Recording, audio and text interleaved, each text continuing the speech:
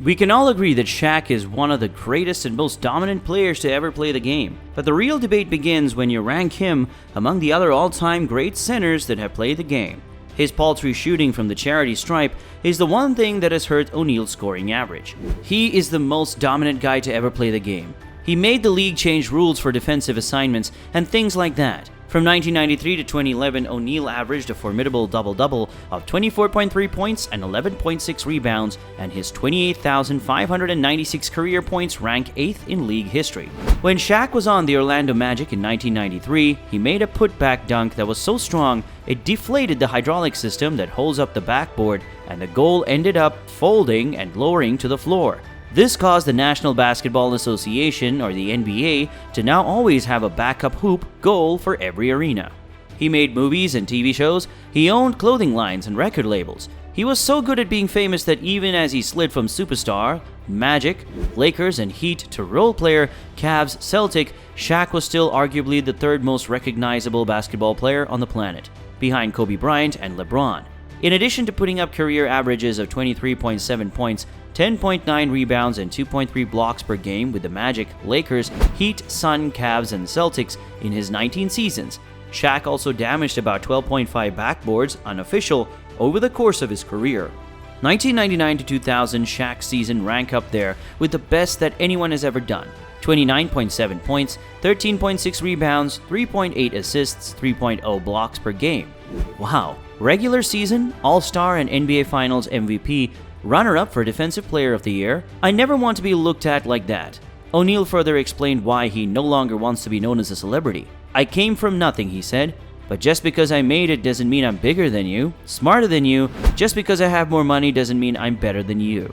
Shaquille O'Neal has a 33-29 winning record over Tim Duncan. They each won 15 games in the playoffs. Shaquille O'Neal absolutely dominated the NBA in the 1999 and 2000 season. He played so well that he won the league's highest individual honor, the MVP award. In 2000, Shaq averaged 29.7 PPG, 13.6 RPG, 3.8 APG, and 3.0 BPG. Some forces are just too strong to stop, and that was the case with NBA legend Shaquille O'Neal throughout his hoops career. O'Neal's strength in the paint made him arguably the most dominant player of all time, and it led him to winning 4 championships and 3 finals MVPs.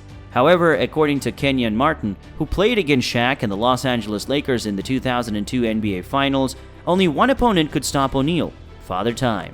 By the time Kenyon Martin entered the league in 2000, Shaquille O'Neal was already one of the most dominant players in the NBA. He won the MVP award and he led the league in scoring for the second time in his career. The year before, in 1999 to 2000. O'Neal also won his first championship that season before winning his second during Martin's rookie year in 2000 to 2001. In 2001 to 2002, however, O'Neal and the Lakers went to the NBA Finals for the third consecutive year, and they faced Martin and the New Jersey Nets. The Lakers won the series, sweeping the Nets 4-0, but fewer than 7 points separated the teams in 3 of the 4 games. O'Neal and Martin were also their squad's leading scorers, and Shaq averaged 36.3 points and 12.3 rebounds in 4 games and won Finals MVP. Martin, on the other hand, averaged 22.0 points and 6.5 rebounds. Following that series, O'Neal starred in the NBA until 2011, and Martin called it quits after the 2014-15 season.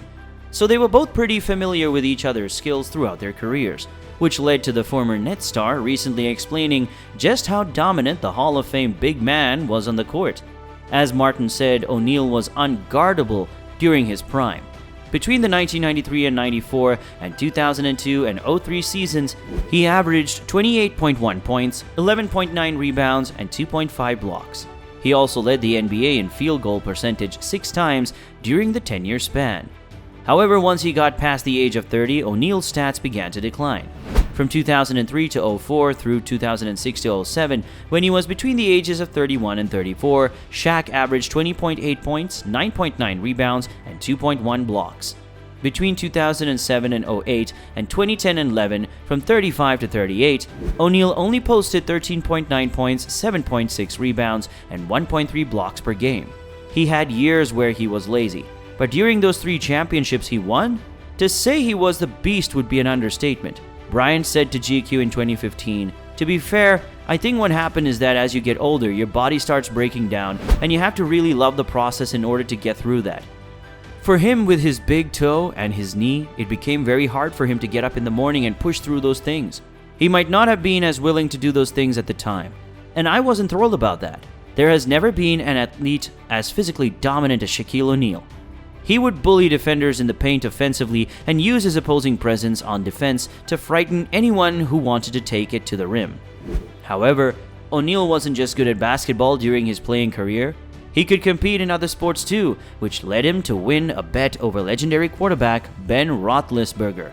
My sports gambling story, because of course I never bet on a game during my NBA career. I was shooting a TV series called, and you can look this up, this is documented Shaq versus, and I'm in Pittsburgh with my very good friend Ben Roethlisberger. He's set to complex. So we're at the 50-yard line and Ben's bragging about how much of a quarterback he is, and I mentioned to him I played quarterback when I was younger.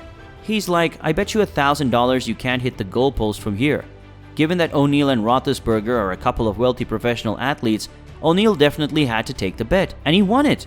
Maybe O'Neal could have been a decent quarterback, or perhaps he could have found success in the other sports he tried on Shaq versus, as he took on the likes of Michael Phelps in swimming and Oscar De La Hoya in boxing, but basketball was the right sport for him. O'Neal finished his career as a 15-time All-Star, 4-time NBA champion, and 3-time Finals MVP, and he won the League MVP award in 1999 and 2000. Shaq is also number 10 in NBA ABA history in points with 28,596, and 9th in blocks with 2,732. O'Neal may have won $1,000 throwing a football, in addition to the money he made for actually starring in the show, but his accomplishments on the basketball court set him up for life. Every basketball fan in the world knows that O'Neal was as dominant as they come during his prime. Father Time, though, comes for everyone, and it certainly came for him.